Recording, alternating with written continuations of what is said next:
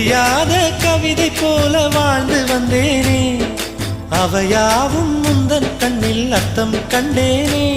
இந்த அருக புல்லின் மேல் மணித்துளியாய் நின்றாயே, எந்த பருவத் தோள்களில் பச்சை கிளியாய் வாழ்ந்தாயே.